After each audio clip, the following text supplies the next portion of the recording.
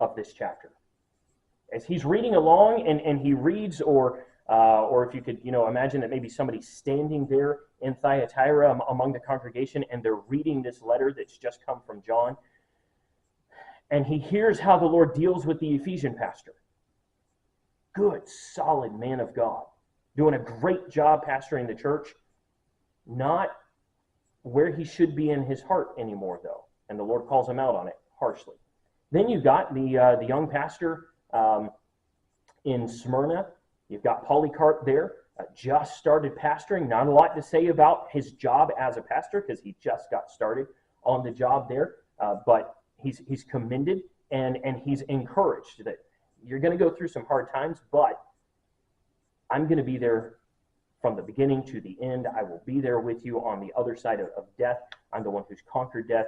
Be thou faithful unto death. I'll give you a crown of life. Very encouraging letter, even though it's got a little bit of bad news in it.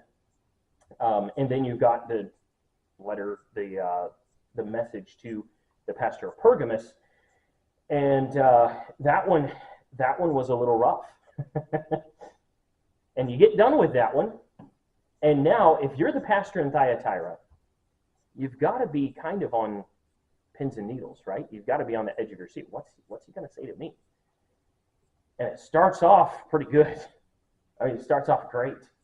I know thy works and charity and service and faith and thy patience and thy works in the last to be more than the first. And I can only imagine what it did for the heart of this man, to hear that, to hear the Lord say that I see. With these eyes of flame, with these holy eyes, I see all of your works. I see your hard work. I see your patience. I see your charity in your heart. I see your faith and your patience. I see your service to me. I see all of it. And to have that acknowledged by the Lord is a tremendous thing. But then we get down to verse 20. Notwithstanding, I have a few things against thee. So it's not just somewhat, it's not just one little thing. There's a few things against thee, because thou sufferest that woman Jezebel, which calleth herself a prophetess, to teach and to seduce my servants to commit fornication, and to eat things sacrificed unto idols. So here's the negative. The Lord has a few things against him, and I've said it before, but we've really got to let ourselves think about what it would be like to hear the Lord actually say, or to read words directly from the Lord and say, I have a problem with you personally.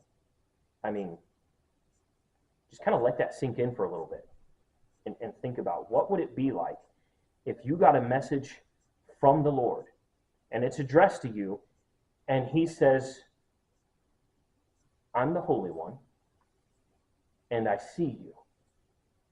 I see everything about you. I see your works and he lists the good things. But then, after listing the good things, he says, but still, notwithstanding, I've got some problems with you, son. I've got some problems with you, daughter. That's heavy stuff right there.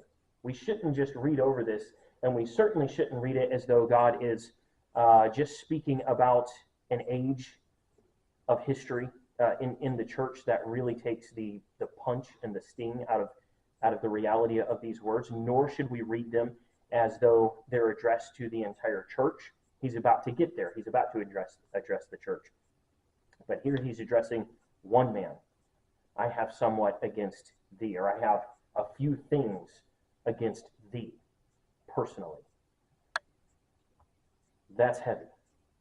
Again, there's original interpretation, practical application, and prophetic implication. The prophetic implication of church ages, I think there's something to that. Practical application of applying this to a church body, that's perfectly fine as a practical application. But the original interpretation and the most direct practical application is applying it to pastors.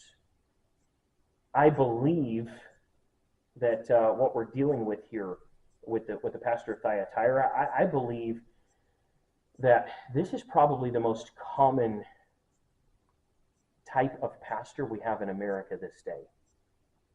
I think In my experience traveling throughout America, being in many, many churches, I know a lot of people like we're in the Laodicean age, and maybe we are on a worldwide scene. But if we read this as it was intended to pastors, and then we say, okay, what kind of pastor is this man? What kind of pastor is that man? Is he an Ephesian pastor? Is he like a Smyrna pastor? Is he a Thyatiran pastor? I have met quite a few Thyatiran pastors, mostly in America. In other countries of the world are at different stages, and many of them are in a Smyrna type of a stage where they're just surviving in a difficult place.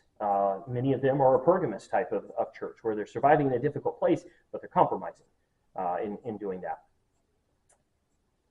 I think in America, a lot of our pastors, a lot of our churches have pastors that really fit this Thyatiran pastor model.